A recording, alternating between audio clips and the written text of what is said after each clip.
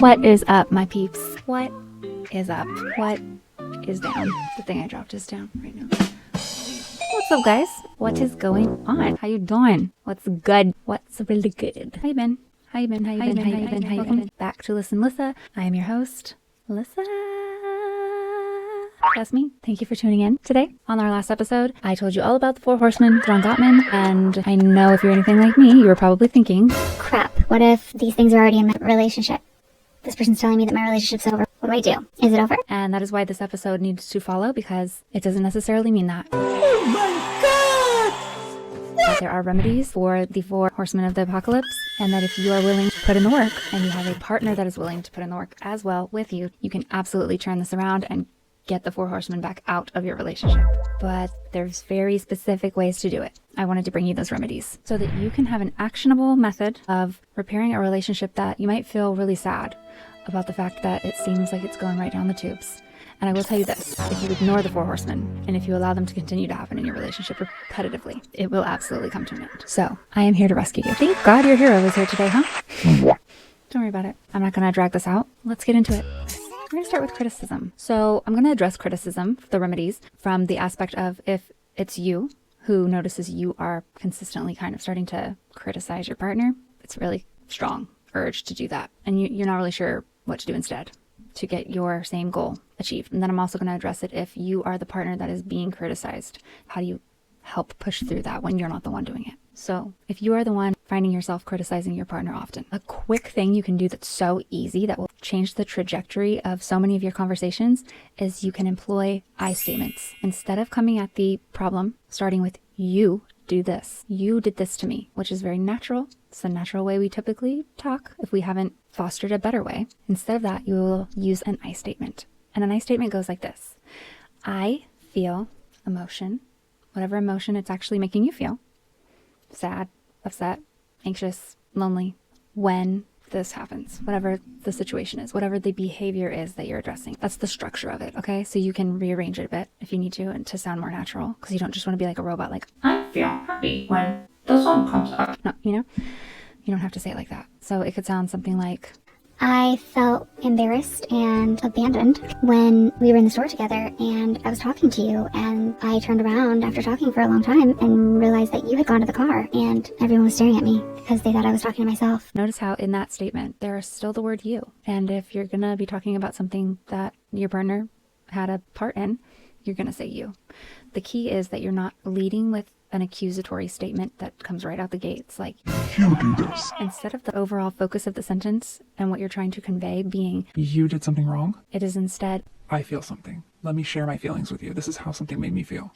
and people tend to get less defensive when you're sharing something about yourself than they do when you're coming at them, because it's likely to feel like an attack, even if they did do it. Giving them a criticism, that's going to likely lead to the next horseman, defensiveness. And what we are trying to do is nip criticism in the bud, not pull another horseman in, okay? So I statements can really be helpful. And now watch out that you don't just restructure the sentence and still add the attack in there, okay? You want to use objective facts about what went on, not what you've interpreted and made a judgment call on about that person. You're going to describe the event instead of, I felt really embarrassed and really abandoned when you were such a complete a-hole Whoa, easy does by leaving me in the store. These people thought I escaped from the hospital and they were trying to ask me if I needed some mental evaluation because I was talking to myself for 10 whole minutes before I realized that you weren't behind me. What's your problem? you started with I feel, you were doing great, but you can't then turn it into an attack. So it needs to be, I feel an emotion when this objectively described event happens. You don't need to focus on how they screwed something up. That's a quick fix. Anytime you do that, it's likely to go multitudes better than the other way. All right. Second way, change your mindset. I know for most of my life, the way I knew to have an argument with somebody, if we're not seeing eye to eye, it's me against you. And I'm trying to prove you wrong. And I'm trying to tell you why I'm right. And you know how many times that turns out well? Can you think of how many times in your life where you've gone into an argument where you felt really strongly about your side of it, and someone coming in and telling you how you're wrong and they're right, and you just need to accept their viewpoint? How many times did that work? Did you just, concede and go, Oh, You know what? All that stuff I was thinking about it, you're actually right. You know what? Thank you for just explaining that to me. Probably not. No, it doesn't work, because typically what's actually more important than proving your viewpoint in an argument is honestly just being heard and being validated for how something made you feel. That's it. You don't have to agree on viewpoints, and you're probably not going to if you're already in an argument about it. So you just have to shift your thought process and your expectations about what is the goal and the outcome of an argument or a conflict resolution. And it shouldn't be to prove that you're right. It's not to win. It's not to like beat your partner. What it should be is, I need to get together with my teammate, partner in crime, love of my life. And we need to sit down and we need to attack this problem together strategically as a team. And before you can ever go out on the field, you need to make sure you're on the same page. If two people are going out to run a play as one team and they're using two different playbooks, that's not going to go well. First, you have to be able to see where your partner is coming from, and they have to be able to see where you're coming from with an open mind, with a willingness to actually understand them. If they explain how they're feeling and you're thinking the whole time, That's stupid. That's not right. That's same old patterns. They always think like this. They're wrong about that. a lot of people do this. I know you've done this. Instead of listening to them and trying to relate so that you can actually validate them and actually understand them and feel empathy for them. Instead, you're sitting there thinking how you can refute every single thing that they're saying, and you're getting ready. And you're thinking about the next thing you're going to say. As soon as they shut their mouth because they're talking forever, you can tell them why everything they just said was wrong. You have the proof. You're putting away those awesome comebacks that you're just going to come with as soon as they shut up. So that's likely going to be the criticism defensiveness cycle, and that's what we're going to try to get away from. How do you help yourself stop criticizing? Start listening to your partner. Start shifting your focus from being heard yourself and start making your focus and goal to understand your partner, validate your partner, so that you guys can get on the same page and attack the issue instead of attack your partner. Third thing for resolving criticism within yourself. I know in my early relationship experiences, I had not a drop of this, and that was willpower, okay? And that was the ability to understand that just because you feel it right now, just because you just found this out, just because you had this emotion and this urge right now, that doesn't mean that is the time that you should probably talk about it or bring it up or react to it. Most of the time, now is not the time. Okay? I know we always hear, The time is now. this is going to be a situation where this is not the time. Now is not the time. Nope.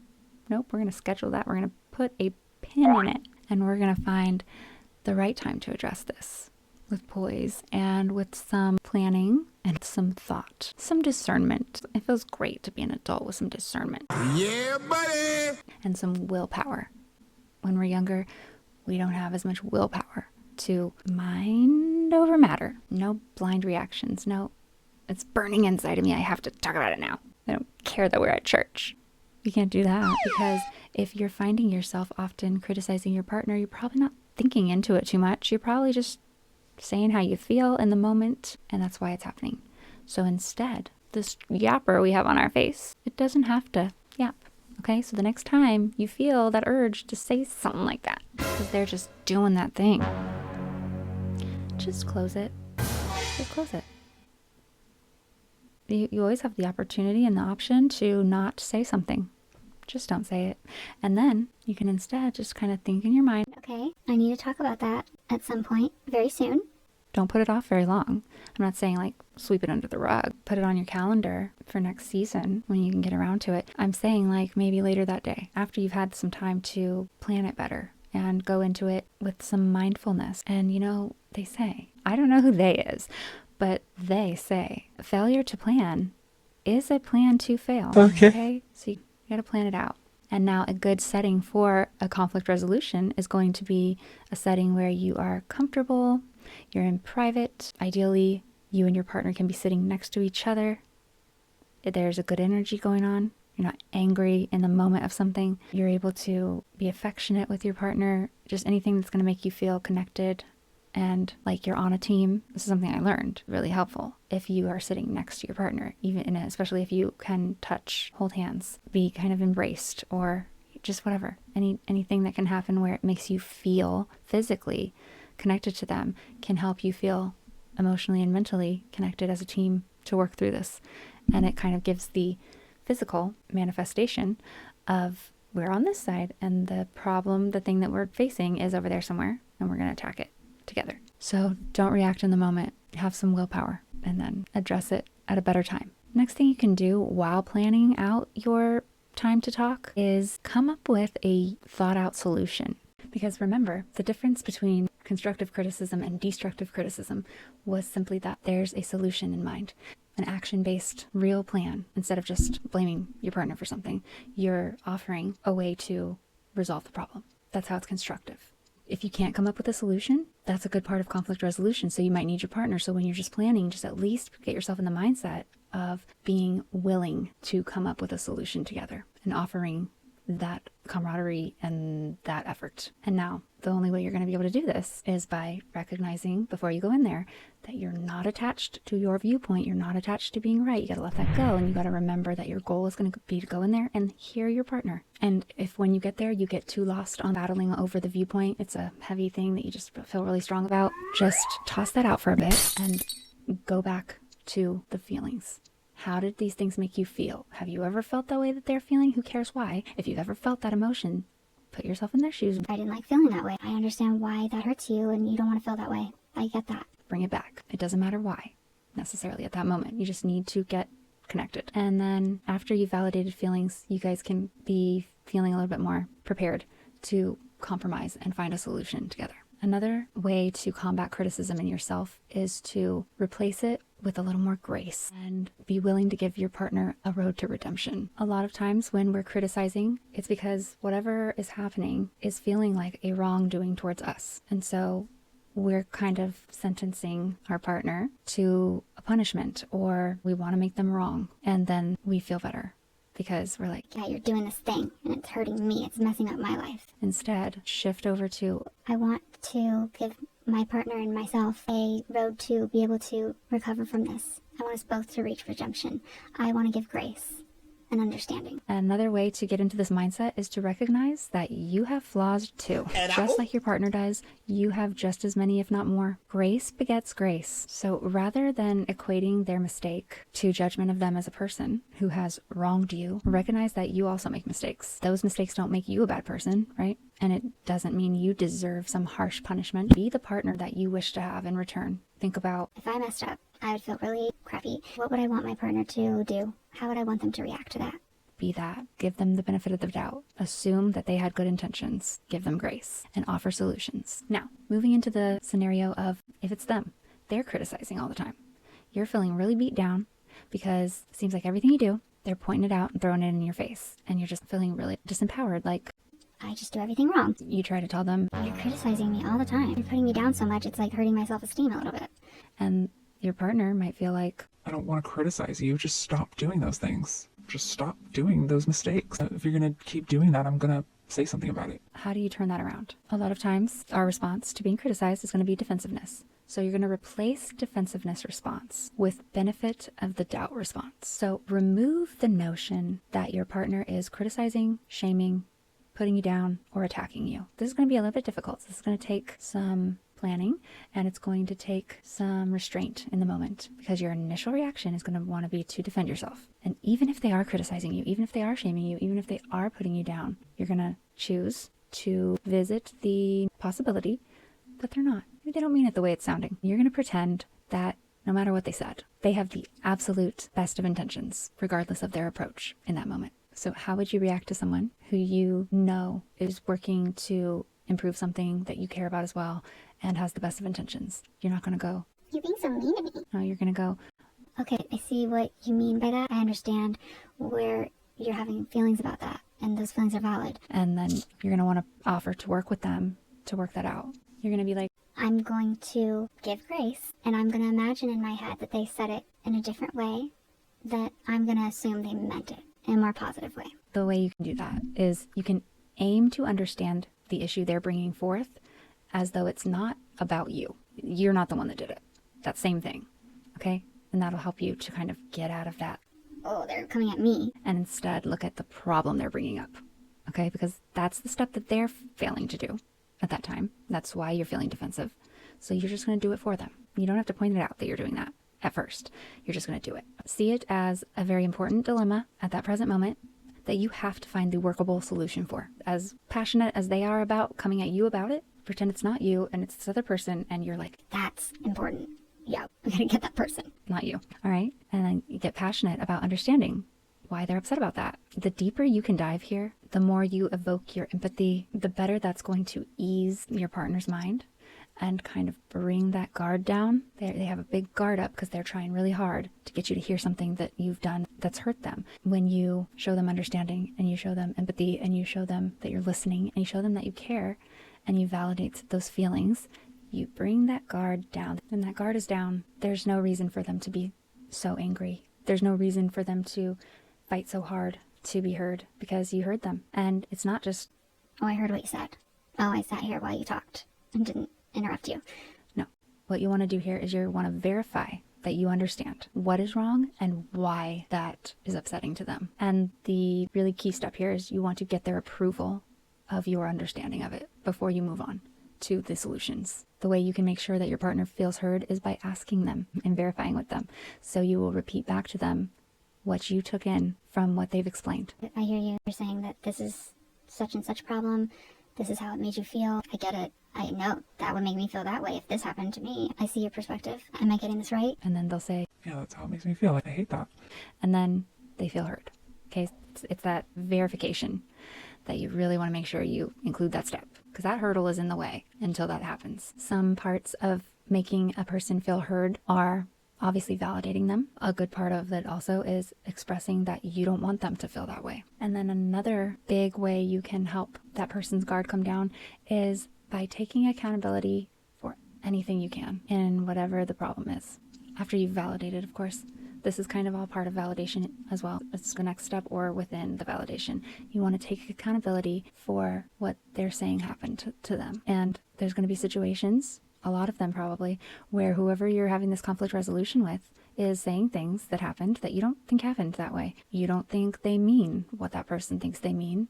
You think it's very unreasonable the way that they're looking at it. You don't agree with what they're saying to you. Now, of course, there's the situation where someone is making things up and gaslighting you, and we're just going to exit that from the topic of conversation right now because, as we know, after you've watched the first video, that doesn't fit into these lessons. It just doesn't. That fits into a whole other category of manipulation, controlling behavior, and abuse. That's not going to have anything to do with the Four Horsemen. It's going to be a totally different lesson, okay? So this is just simply you disagree with their view of how the situation went down, what it meant about you, things like that. So do you need to agree with this person to validate to them or take any accountability for ending up right here? And the answer is no. It's not required at all. You don't have to agree with someone to validate them, and you don't have to agree with someone to take some accountability for something. There's going to be something that you can take accountability for, something in there that you can agree with. So while they're giving you their spiel, they might say some things that you're going to think, That's not how that happened. but you're going to have the discernment to go, That's okay. Not really that important to hone in on that. That's really not the overall big picture. let them have their feelings about that. Let it be. Take accountability, skip, and reassure. For example, if your partner says, You left the bathroom light on again, and our energy bill is already way too high. And it's literally always you. At this point, it's all your fault that this happens. You never remember I tell you over and over. You don't even listen to anything I say. I'm just a big joke to you. Like you don't even care about me. so typical response would be, Why are you coming at me? Like I'm going around like leaving lights on purpose to hurt you. I'm sorry. I'm very forgetful. Jeez. that's defensiveness, okay? Obviously, you will not take accountability for what is untrue and exaggerated and unfair to you. But you can take accountability for the fact that you often leave lights on. You often forget to turn them off. As much as you hate that that's being pointed out, and you might think, Well, everyone else does that too. Like you have mistakes. you do it.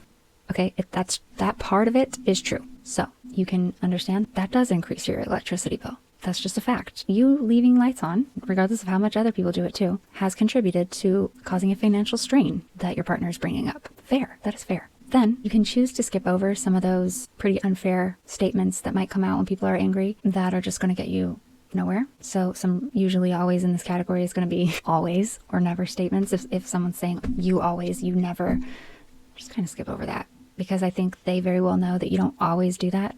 And you do too? I don't always do that. Why do we need to have that argument? Okay. You don't need to get stuck here dwelling in the semantics of their sentences that are just them expressing themselves like in a passionate way because they're upset. There's no reason to argue with them about how always is not the correct word because you factually don't always do it. That's just a waste of time. So those are the types of things you want to skip over.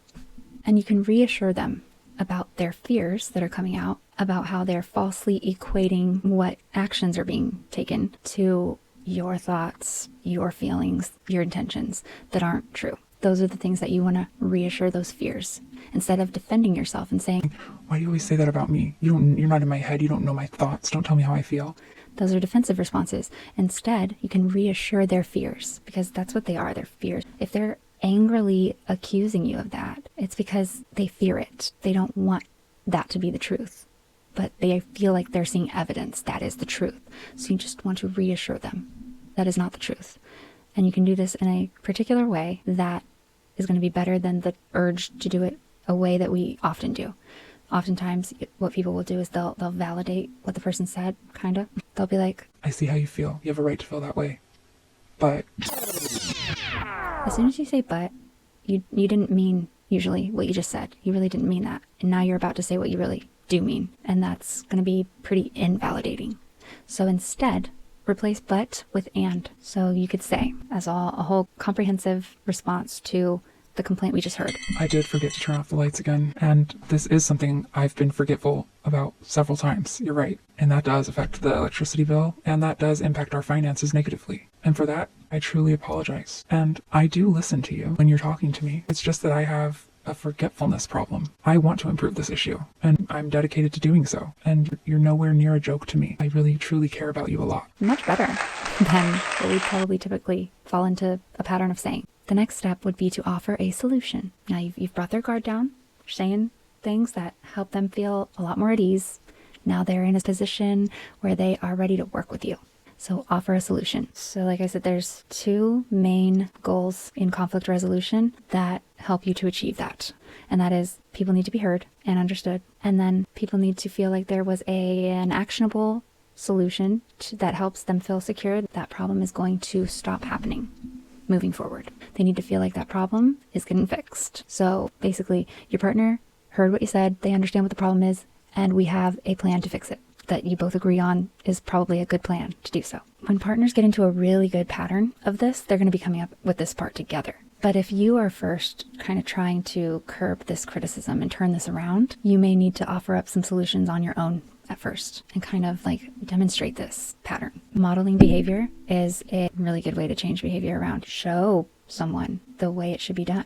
Now, I really don't want this to come across as like easy peasy lemon squeezy. This is going to be feeling really hard sometimes, especially when someone's coming at you crazy. Like you want to be like, Have you lost your entire mind talking to me out of the side of your face that way? How dare you? Sometimes it's going to feel very unfair, especially if they're including things that you don't feel like are accurate and they're putting it on you, especially if they are coming off which you feel is way too harsh for the situation. It's going to be hard. Just remember that to battle the four horsemen, at the end of the day, you can stand firm to whose fault it is and to what is fair and who's wrong or right. But if you choose that, this horseman will factually endure and become stronger. You will just be feeding it. That is what will happen. And will likely rope the other three in very soon, and you have relationship apocalypse. So what these horsemen require as the anecdote, let's all ignore that for the entire video I thought the word was anecdote when what I meant was antidote. Okay, please? Thank you.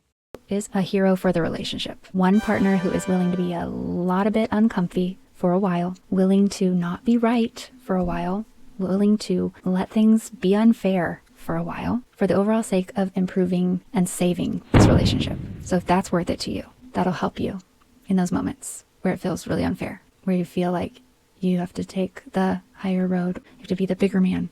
Don't say that to your partner, though. That's really condescending. So it isn't easy. But this is the anecdote. You can do this. I promise you can do it. I just want you to know it's not easy. Anything that's worth having is not going to be easy, okay? You gotta work hard for the things that matter. A lot of times, this is why people say that the four horsemen are very deadly and they are the relationship apocalypse. It's because a lot of times couples don't get even past the point of having their partner acknowledge that that's even an issue. This is the problem that we're having, and that they are both a part of it. And then to acknowledge the accountability piece, the role that they're playing, each of them. Your partner that you're trying to fix this with will not acknowledge it. They don't see it that way. They don't agree that that's the issue, or they just will not allow for any useful conversations to come out of that. They are stuck maybe in that you are the problem. They are stuck in refusing to acknowledge that they ever do anything wrong. Those are going to be your cases that are going to end. The relationship's going to end. If you try this with a partner that isn't cooperative, I want you to know that you should be proud that you saw it through to this extent. Don't beat yourself up over that, and don't take that personally, because you can take away from the situation that at least you know you have the tenacity, the perseverance, and the dedication within you, those skills to put into a relationship. Now you know maybe better how to vet your next partner and make sure that they have those same traits. And it's never going to feel good. If you were in love with this person, if you saw a future with this person, it's going to hurt, and you're going to have to go through that. But there's a silver lining that you can take out of that if you tried your best here, and that you have that quality. So just get back out there eventually. Don't rush it, but you can do it. You will heal from that. All right, now we're going to move on to Horseman number 2. And it's going to have a lot of similarities because it is defensiveness, and defensiveness often enters the relationship as a reaction to criticism, as we know. So to combat defensiveness, one major step is going to be self-reflection. So before you go thinking, I need to fix my partner's defensiveness because that's what's ruining our relationship. Oh my God, bro. Oh, hell no. you might be right. But first, you want to self-reflect. You want to ask yourself, am I criticizing my partner? Make sure you're not doing that. Because, hello, like I said, toxic couple, criticism and defensiveness, they can't stay away from each other, okay? So if your partner is being defensive because you're criticizing them, you got to check yourself too. Are you being very passive aggressive? Are you maybe making jabs sometimes and kind of playing it off innocently as though maybe it was a joke or it wasn't that serious? Now, it's of peak importance in this step that you are going to be 100% real with yourself. Because if you're not, this is pointless. And oftentimes, like, just first thing to know is that your brain is going to want like hell to employ cognitive dissonance and give you all types of reasons and justifications why. Wait, that's not what you're doing. You're not doing anything like that. No, that really was a joke. Was it though? Uh-oh. You need to be real. If you're not being real with yourself, then come on. Like, what is your goal here? And if you think your goal is to fix your partner, relationships are a dynamic. They are two people creating an experience. And it is not often that it is all one person carrying out and sabotaging it all on their own. It happens. Self-reflection is very important. Cognitive dissonance is going to want so strongly to give you excuses, but you need to be real with yourself. Is this something I'm doing? What is my part of it? Before you just point that finger of defensiveness on your partner. Because ultimately, if you are antagonizing them and refusing to admit or see that, then aiming to resolve their defensiveness is very actually controlling and unfair, manipulative, and it's really skating the lines on emotionally abusive. So be real with yourself, okay? Now, if you're in the situation, you have maybe raised a very healthy, warranted complaint in a very reasonable way, and your partner gets defensive. So they're not hearing your concern because they're too busy trying to defend themselves. Ask them to explain what you have said or done that has caused them to react the way that they are reacting. This is going to promote one of two things, or possibly both. It could get them to bring their subconscious triggers to the forefront and recognize in their attempt to explain how they are coming to this reaction that it doesn't quite make a lot of sense and isn't actually attached to what you just said or did. Or will shed light on something that you may actually be saying or doing that could be totally healthy and valid, but something about it is personally triggering for your partner. And if you have the ability to change the way you're approaching that, even if what you said wasn't wrong, but you have the ability to make a little change once you know that, why wouldn't you? So that question is really going to help get to the bottom of that. Is there something that's just like the way you're doing it is not going to work for that particular individual who is your partner? And you can fix that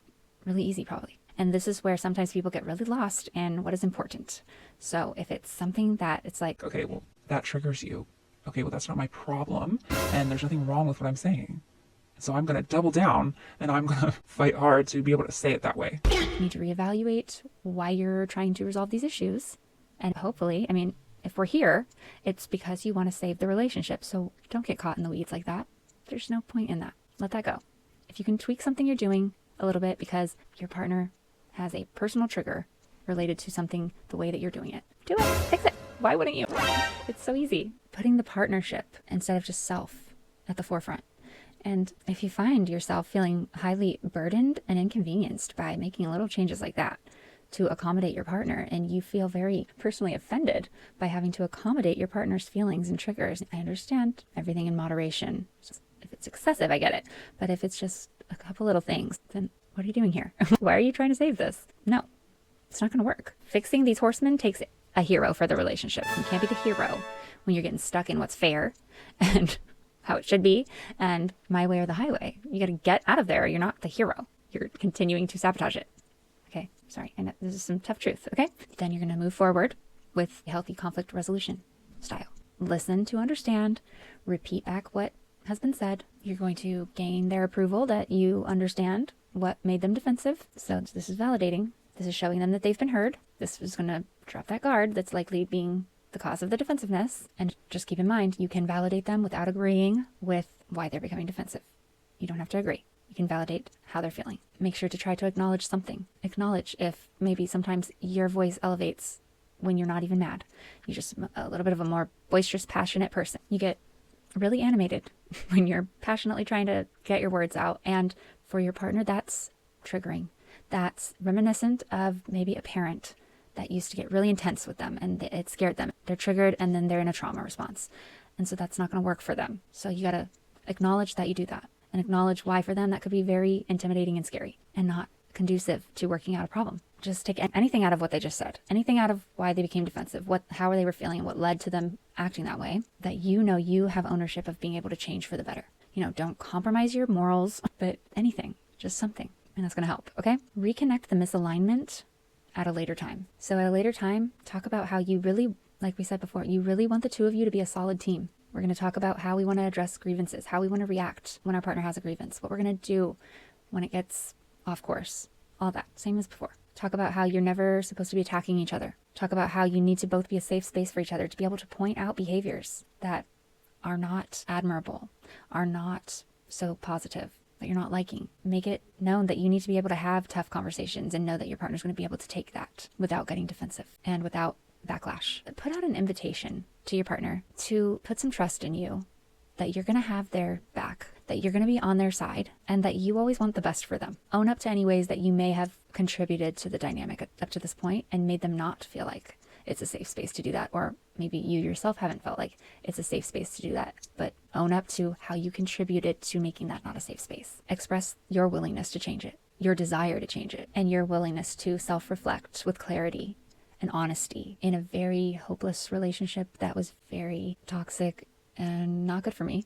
Something great that I pulled out of that I know now I just really admire and need in my relationships is benefit of the doubt for your partner and vice versa is so important. It's going to curb defensiveness majorly, because if you can always lead with the benefit of the doubt and have an underlying belief that my partner's not trying to hurt me, my partner has good intentions, even if it totally looks like they don't, then let's get to the bottom of what I'm seeing here, because I'm probably not seeing it right, and I probably need to discover more what's going on here, because it's likely not that they're trying to hurt me or upset me. And if you don't believe that deep down, that's an issue. That's something that probably needs to go to some individual counseling or likely couples counseling. And then they can help you sort that out, because there's an internal belief that your partner can't be trusted, or that your partner's out to get you, or that in relationships people betray your trust, they lie to you. That, you know, these are things that no matter how much you say on the outside, I want to trust, those things are going to overpower you every time. You got to work those issues out. Underlying issues, they're going to stand in your way of combating these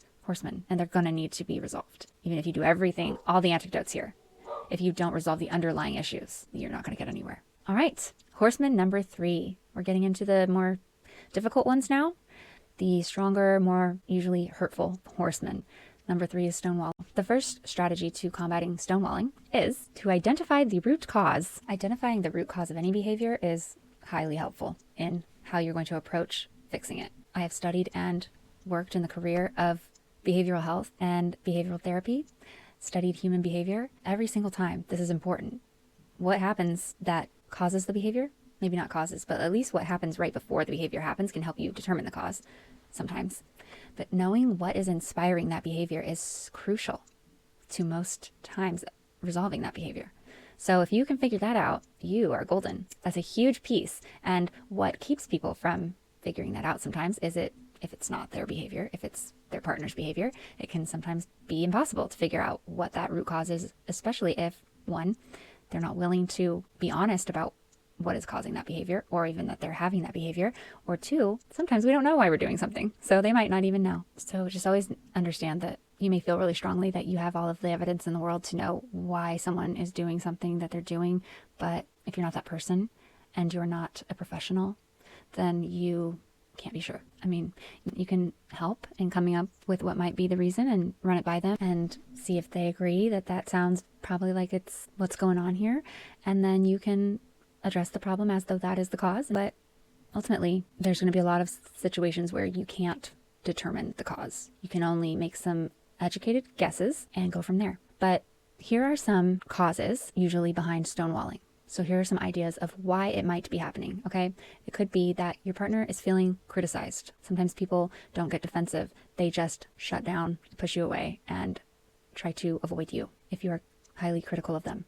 Are they avoiding an argument? So they could be, some of these tie in together. So they might be avoiding arguments because they often feel criticized in arguments. So that could go together. They could be avoiding an argument for a totally different reason. Okay, and those are probably going to be some of these that I'm going to get to. Are they avoiding a topic that they dislike talking about? This could be anything. So if they're avoiding all arguments, that's one thing. But if they're usually pretty engaged, but they stonewall you at certain times, maybe it's tied to that topic. Maybe they don't want to talk about future plans or something like that, and they're stonewalling you because you're bringing that up a lot. Could they be avoiding emotional vulnerability? Sometimes people will stonewall if they are more of an avoidant attachment style and their partner is a more anxious attachment style, and they're bringing up a lot of emotions. They're showing a lot of their emotions. They get really emotional, and they're expecting maybe that partner to show their emotions, and that partner does not like to do that. So they might stonewall to escape that. You might notice certain personality types or certain attachment styles that are more avoidant. They might get real distant at emotional times, like when a family member passes, or when someone's going through a depression or a sickness or something like that.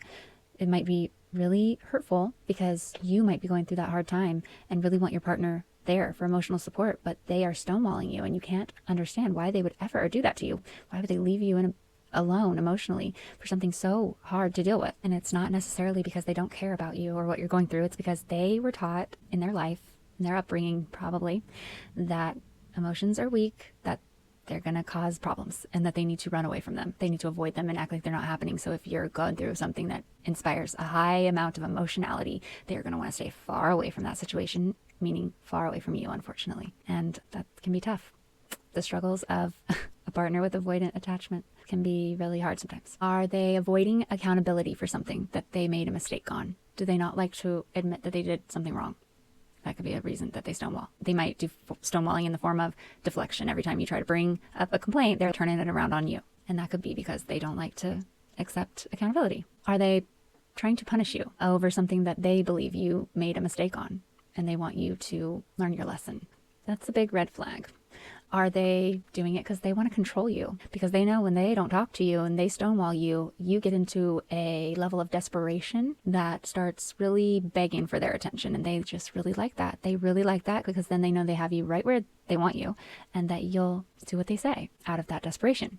So that's how they have that power over you. They know you'll freak out when they start ignoring you, and then they can get what they want. Are they stonewalling you because they're trying to manipulate you? This might sound a lot like control, but it's a little bit different in the way that, control can be done through manipulation. So that is something, but this is highlighting a little bit different of a type of manipulation, because manipulation is not always meant to be so negative. It may be because of a really, what they believe is warranted reason, and they're using that manipulation to effectually get the outcome that they think is the right answer, that they think is the right, morally sound thing that is supposed to come out of what happened. So they may think that you need to apologize to them because you've treated them in a way that maybe they feel like they've brought up to you a lot of times and asked you to change it, and maybe you're continuing to do it, and they are tired of bringing it up, and they want you to apologize and they want you to make it right. They don't want to have to do that because they don't feel like they should have to, because they think you messed up. And so they are going to, instead of doing what you're supposed to do, which is coming and talking to your partner, they're going to stonewall you, which is to manipulate you into coming to them and apologizing to make it right. Okay? Are they simply just being rude and dismissive of your concerns and not considering you? That could be a reason for stonewalling. So again, I do have a video that dives very deep into stonewalling. Check that out for more information on all of these different reasons that could be behind stonewalling, different phrases that you might hear someone saying a lot that can indicate stonewalling, indicate it in yourself, and how to work through those things, which problems that are underlying stonewalling that likely can be resolved and which ones are probably not going to. So that's another reason why you want to narrow that down, is because some of these things, they're indications of emotional abuse and they're not likely to be resolved. So you don't want to run yourself ragged thinking that you can resolve this with someone that is not willing and it will never be. You can, if you can't figure out the reason definitively, you can likely narrow it down, and you can do so by, I'm going to bring in some of my knowledge about behavioral health again. With behavioral health, behavioral therapy, there's what they call the ABCs. The A is the antecedent, and that means what happened directly before the behavior was witnessed. So right before this person started stonewalling, you can keep a log if you need to.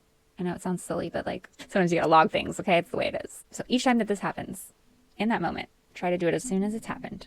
Try to, as fast as possible, reflect on what happened right before they started stonewalling you, if you can. So think about what words were said. And remember that our memories fail us. So the sooner you can get to this, the better, like immediately. Or else you're just going to be relying on your memory, which is not always reliable. So what was said? What event occurred? Why could that be related? What was going on? Then once you've had a few incidents of this happening and you've examined that, you can compare and look for a commonality. There's going to be something in there. There's something that is triggering this. Another thing to examine is what happened before it ended. So what took place right before they stopped stonewalling you? This could help you to figure out what caused them to take down the wall and end that behavior. And that can lead you, once you look at the commonality again between different incidences, you can maybe find out what is inspiring it. Now, I would say if you watch that episode on stonewalling and you follow the advice given and you do not find the solution, or you find yourself continuing in that situation with the needle not moving, with a partner that's not really cooperating, you're not figuring it out, or it's not changing, then it might be time to recognize that it's unresolvable. Now we're going to move on to our last horseman, which is contempt. Ugh. Contempt. Oftentimes contempt is the result of more deeply rooted issues. It's not going to be a quick fix. Most times. It's not going to be just like, let's just be nicer to each other. Let's just be appreciative. Well, why are you not being that way in the first place? And it's likely not just a quick answer. It's likely a dynamic that built up over a long period of time, and that is rooted in some deeper issues, some tough stuff, some stuff that you guys been sweeping under that rug for many seasons probably. And when you guys lift up that rug, it's really dirty. It's filthy. It's disgusting. It's overwhelming. And that's likely why you keep not lifting up the rug. And that's likely how you got here. So for contempt to be resolved, a really important aspect of that is you're going to have to lift up the rug and you're going to have to get filthy. There's no more avoiding those issues. Those issues are what led you here. Got to resolve them. A lot of times, contempt is going to require couples therapy, some type of professional intervention, something to help you. Because if you knew the answer to how to resolve those things, you probably wouldn't be here. Sometimes these issues aren't resolved because they are irreconcilable and the two of you are just avoiding that. You're just avoiding that it's not a compatibility here. And because you love each other, you thought you did, you don't want to face that. And that's how you've gotten here. So that's rough. That's not going to be probably resolvable.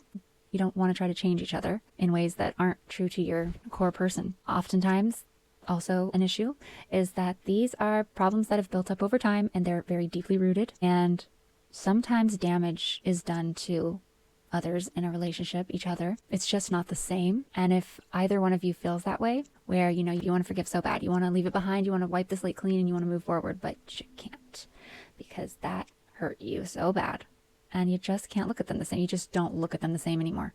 You can't, you want to, but you can't. That's also going to be probably an end, like a no-go. Probably time to move on. But if there is hope, again, the relationship in this situation, in contempt, definitely going to require a massive hero that's willing to get in the trenches and stay in there a while and get really filthy. And then that's not the end of it. It's going to also take someone, the partner, that's willing to join those forces after some time, at least, and get down in those trenches as well, and stay there, and stay committed, and move in a logical and strategic way.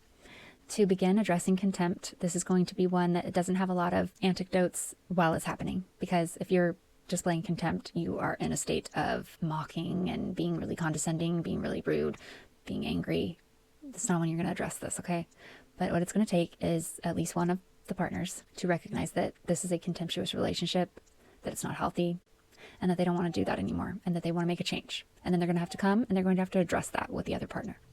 This is the moment where they're going to find out if this is even worth trying to salvage based on how their partner reacts to this. So one partner is going to say, this relationship has reached contempt. It's gotten out of hand. It's toxic. It's not healthy for us. And I am no longer willing to participate in treating one another this way.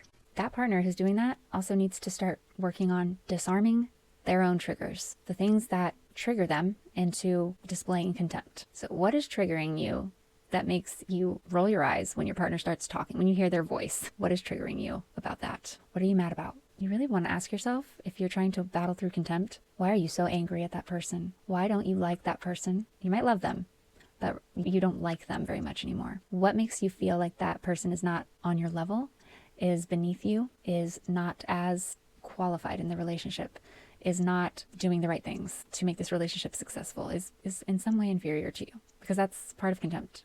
You look down upon them. And a lot of times, you don't want to be feeling that way, but you've gotten here because you haven't been heard. You haven't addressed things. Maybe you couldn't get heard. Maybe you're trying, but you didn't get heard. That's not always your fault. I'm just saying sometimes you've gotten here because someone has made you feel disrespected, even if they weren't trying to, and you just kind of start to resent them. Start to focus on all the ways that you have tried and the ways that you have put in effort, and you start to focus on their side only on all the ways that they have not cooperated with that. And that gives you a bit of a superiority, even if you don't mean to. It can be really subtle. And again, in this situation where there's even a question of you saving this relationship when it's reached contempt, we're not talking about someone who's emotionally abusing you. That is contempt, but that's not going to be resolved in this way. You can't resolve that. If someone is an abusive person, you can't fix them, okay? And you absolutely shouldn't try. I know you want to, but it's not going to work. Nothing that you do is going to work. Okay, so that's not what we're talking about. Contempt can be very subtle, and it can happen to great people who were once very in love and who really don't want to be feeling that way. It's not always so sinister. It can be subtle in the way that you say something like, Why did you do that to me? I would never do something like that to you. the implication there is Wow, you're a terrible person because I would never do such things.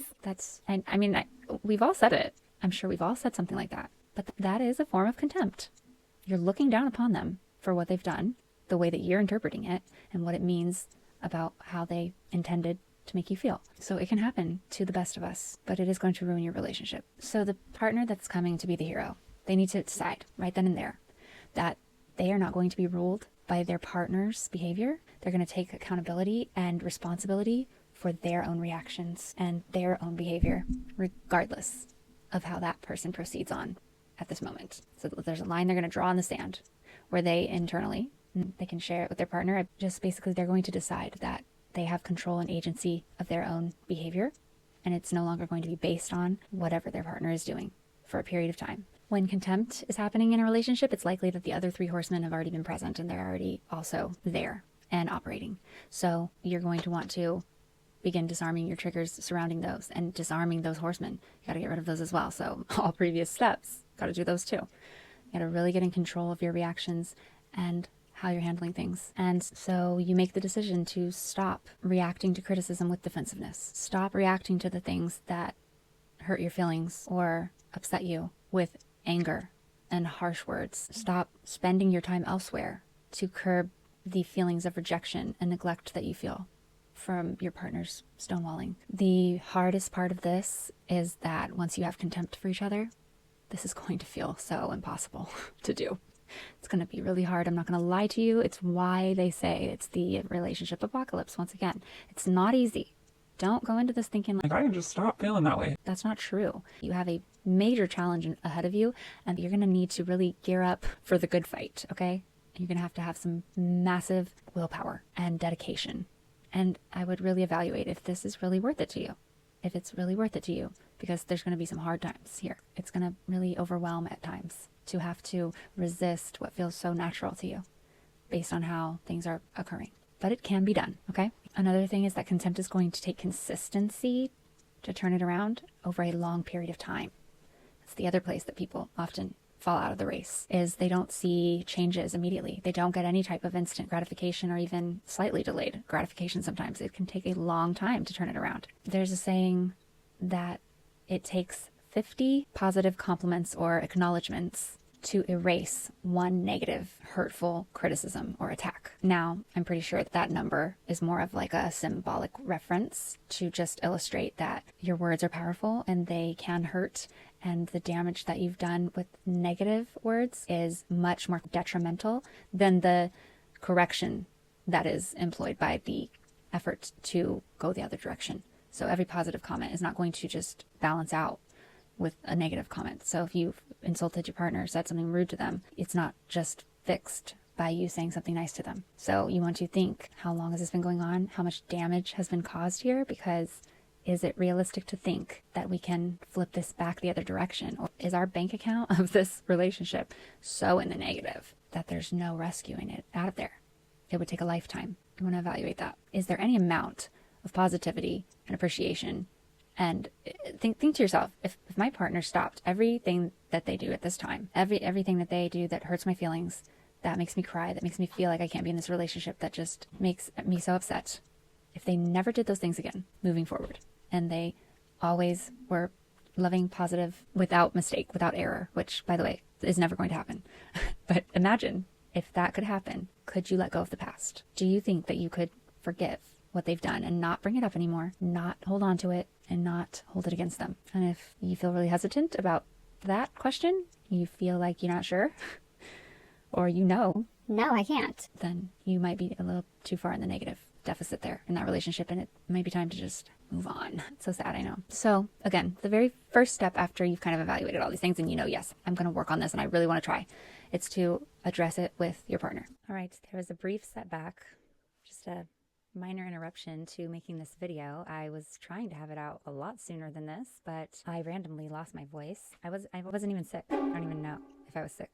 I might have been a little bit sick, but I didn't feel like I was sick. It was so frustrating. So sorry if my voice still sounds a little bit hoarse, but I think that's pretty fitting for this topic. Horsemen. The Horsemen. Yeah. Then comes the step where you're going to address this with your partner, and you're going to make sure that they are going to be bought in, that they recognize and agree with you that this is a problem that you're both participating in, that you're both in a dynamic here, and that you want to be on the same team, and that they want to get in with you on turning this around. This is essential. So it's like, this is it seems kind of easy on the surface. Like, you just have to get your partner to agree. Okay, yes, it's a simple, quick little step, right? If they're on board, and it is, but it's the first hill before like the big mountains. But if you can't get over that hill, it's going to sabotage the whole rest of the program. So you won't be able to do it. You have to get over this hill. And so if you have a partner that doesn't agree that this is a problem, won't admit that they are part of it, just wants to be combative, just wants to deflect, isn't giving their focus or attention to the issues, doesn't agree what the issues are, things like that, and doesn't really want to hear your plan, thinks they have their own method or whatever that is, if they will not meet you in the middle with this, get on the same page, be a team player, and get committed, because contempt is going to be, like I said before, something that is not going to be resolved overnight. It's not going to be a quick thing that you have to just like work together with for a day or two. It's going to be something that is a focused effort for an extended amount of time. It's going to be a new lifestyle. It's a new way of behaving in the relationship permanently. It's a difference between trying to quickly lose weight and trying to change your relationship with food and diet and your whole lifestyle in a healthy manner, as in how you take care of your physical body. So that's like the same difference with this. You're not doing a quick overnight getting through one argument, solving one problem, and moving on. No, you're revamping your entire relationship. You're gutting out the building. It's condemned. And then moving forward, do the things to not get it back to the state that it was in. It's not temporary. you're making changes that are going to be the changes that you're going to keep in place for the foreseeable future for your relationship for forever. So this is a big deal. This is hard for people to do, and it's going to come with its challenges along the way. This is a change that is permanent. And so you got to make sure that both of you understand that. And then it might take more than one conversation to kind of map out what the plan is, because it could be in depth. It could be a lot of things. Depends on how many issues you're facing, how deep this goes. Typically, in this step with contempt, you will want to seek out a couples counselor, a third party that helps you guys routinely with making sure you stay on track. And they can give you other tools. They can give you other pointers. They can get a lot more personalized with you. A third party lens is always useful, especially when it's someone in the professional field for therapy and couples counseling. I would suggest that highly. If you can't afford that, then there's always YouTube. You can find actually marriage and couples counselors on YouTube they're licensed. It's not going to be as personalized to your particular issues, but you can improvise and you can do those extra steps for yourself and try to really seek out the avenues for that. There's still ways. There's always a way. I'm going to do a whole nother episode on contempt and on turning around a relationship that has gone sour, reversing that and saving the relationship, because I've studied that in depth. I have studied so much on that topic and I have so much information to share. So that's going to be a lot of what needs to happen here. But essentially, I just want to go over some of the basics and then make sure you check that episode out if this is where you are. To resolve contempt, the atmosphere of the relationship has turned pretty toxic, and it's turned into an atmosphere of annoyance, frustration, irritation, superiority, power struggles. The atmosphere that you need to change it back to is an atmosphere of appreciation. But this isn't going to be one of those situations where you can just fake it till you make it. That's not going to work. A lot of getting here has probably been lined with that. And what's going to happen is you can only do that temporarily. It's only going to be a Band-Aid, just like trying to make sure you say thank you and be appreciative. There's something underlying that needs to be addressed first for that to happen, because if you just fake it with someone that you're very irritated with, who you don't feel is respecting you or you don't feel is appreciating you, that's just going to build more resentment, and that's going to just lead right back to contempt. So it just simply doesn't work. John and Julie Gottman did identify that that's what was needed, but then they, through trial and error, realized that that's not something you can just cultivate out of nowhere if you're in the midst of contempt already. So what needs to happen first in that initial conversation is each of you expressing how you feel. And so all those things that have been building up inside of you that cause you to make the passive aggressive comments, that cause you to do the little snarky things, those things that come up and you go, I've said this a million times. They don't care about that, so I'm not even going to bother. I'm just going to walk away and go do my own thing. I guess I'll leave them alone tonight because they don't care about that. those things. The things that cause you to scoff, roll your eyes, turn away when your partner's talking, things like that. Everything in there that you're feeling, that you might feel like you've addressed at some point, maybe, or you feel like you address all the time. Consider that maybe you don't address it very directly, and maybe not in a way that your partner can hear you if it's probably coming out maybe harshly as criticisms or something like that. What are the things that are bothering you? Ask yourself, Why am I so mad at this person? Why am I so irritated with this person? What is my grievance with this person? it doesn't matter if it's something that happened years ago. You still feel angry about it, then you do. No need to sugarcoat it. No need to judge whether you should feel that way or not. You simply do. And you don't want to overlook that. So who cares if it happened 5 years ago? If it's still in there, don't act like it's not. Okay. You have to be honest. So like just how you would do when you're handling criticism or defensiveness. You're not going to accuse them. You're not going to say, You do this is a problem. you're not going to judge them. You're not going to assume, disrespect, demean, come at them, attack them. None of that. And instead, you're going to express the emotion that you feel over said situation, just like we did with the I statements. Okay, you're going to do that here. And then you're going to follow that up with what you want. What do you want? What is it that you need? What do you want to happen in a perfect world, in an ideal relationship where this problem wasn't happening? What do you want to happen? And frame it in the positive. So we're not going to say what we want them to stop doing. We're not going to say what we don't want. You're going to figure out what you do want. Frame it that way. The way that would be wrong would be, You never spend any time with me. You've been neglecting me for years. All you do is play video games when you get home. Stop. that's not how we're going to do this here. So instead, you would say, I feel very lonely and abandoned when we're not spending a lot of time together, and I miss the way we used to spend a lot of time together in the beginning. I would really love for us to have more date nights, more regularly, focusing on each other and just enjoying each other's company. Can you tell me what you think would be reasonable as to where we could fit that in. So you said how you feel about something that we both know is happening. You didn't say that it was their fault. You just said, I feel this way about this. and then you told them what you want to happen. And then an invitation, that's the other part. If you can get in there, an invitation for them to join with you and set that up, like an actionable thing, even better. Bonus points for you. And just go down your list and do that with everything that you have built up in there. If you can figure it out. And like I said, some couples might have a lot of things in there and you might not know what all of them are. You might need to take some specific time to like write out a list, because there could be a lot in there depending on how long your relationship has been like this. And then invite your partner to do the same thing. So eventually in this process, you're going to have a list of grievances that you've brought forward, and your partner's going to have a list of theirs. And a lot of the things on those lists are going to probably match. I would say that you'll probably have some that are the same, that you both feel are very important. And then you'll each have your own that are maybe outliers, that are one's more important to you. A few things are like on your list that aren't on their list, and vice versa. Okay, so you want to make sure that everything that's on these lists is important to everybody, just as important. I would say probably tackle the ones that are matching first, because you both feel like they're equally a problem, and then get to the ones that are on in the individual lists, maybe down the road. And I'm going to go over that in the video that I'm talking about how you turn around a relationship like this more in depth. Another thing that you want to do here, besides just bring up what you want to see more of, it's going to make it a lot easier to do that if you can reconnect with the reasons that you fell in love with this person to begin with. When you're with somebody for a long time, it's inevitable that they get on your nerves. It's inevitable that you get used to them. You know, ideally, you slip into like a level of comfort.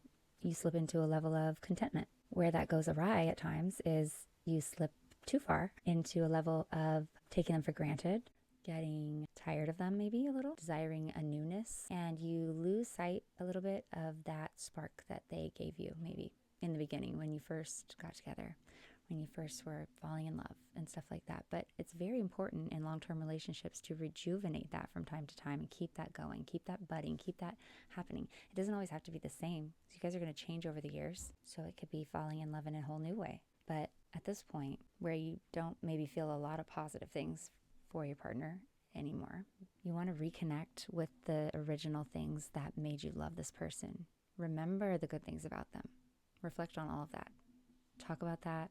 Maybe make a list. Reminisce on those things. Remember that they do have so many qualities that you are just head over heels in love with, and come up with some ways that you can better exhibit those qualities that they bring up about you, and how you can better witness those qualities again in them. And then I know I said just creating an atmosphere of appreciation, it doesn't work. It doesn't work on its own. You still want to do that in this process. So after you've made all these discussions, you know, you're going through this and you're starting to implement these things, notice when your partner does it. So you want to start with a pattern of giving grace for missteps. So when your partner slips up a bit, don't focus on that. The way you probably got to contempt and what you're probably really used to is like you're so on edge that you're just noticing every negative thing that they do, and it feels like that's all they do. Okay? You're like, You did it again. You're doing it again. what you're doing is your brain is creating a coping mechanism to deal with your discomfort and the way that you have been made to feel over time, disrespected and dishonored, neglected, whatever it is. And your brain is now seeking out to see all those things and make you focus on them. It's focusing on the negative. So it's making it seem to you that that's all that is. It's all negative. That's all they do. But if you step out of that for a minute and you try to really, in a conscious way, notice what they're doing that's positive, you'll come to find it's not as imbalanced as you think it is, maybe. I mean, most of the time, I think. And also, if your partner's on board, they're going to be working to do this as well. And so it'll be easy to catch them. Really try to recognize when they're doing the things that you guys talked about, when they're implementing them. When you notice your partner giving you a compliment because you said you'd really like to get back in the habit of giving each other compliments, and then they give you a compliment, really hype that up. Point that out. Notice it. Take note of it. Say it out loud. Give appreciation. Try to do that as much as you can. Every single time you can do that, do that. And then when you can let the little missteps slide, let them slide. Okay?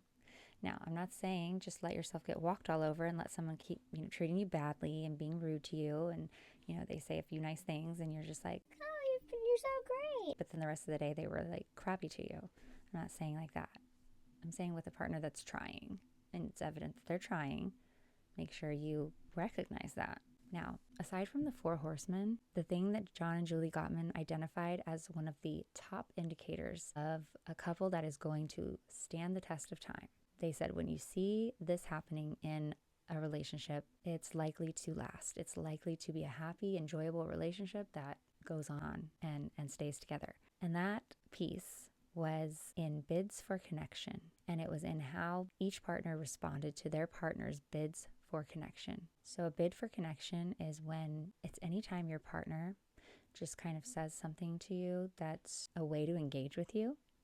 It could be about anything. It could be about very random things. Your partner just says, You know what I saw today? Or, you know how I talked to you today? or something like that. And they just start talking about something. Now, couples that tend to last, John and Julie Gottman noticed that when one of the partners would bid for connection, their partner would recognize that just happened. And then regardless of the topic or what interest level that person has in whatever their partner is talking about or what they're doing at the moment, typically the partner that's being talked to would turn to their partner, focus in, hear what their partner just said, and respond to it, engage in that conversation, no matter what it was about. So like, let's say the couple is driving in the car and the wife says, Oh my gosh, do you see the sky right now? That is so beautiful. Like, I wonder how that got, what's causing that? Then let's say the person driving the car is kind of like in their head at the moment. They're thinking about something. They're listening to music. Let's say they just look over at the sky. They don't really think it's all that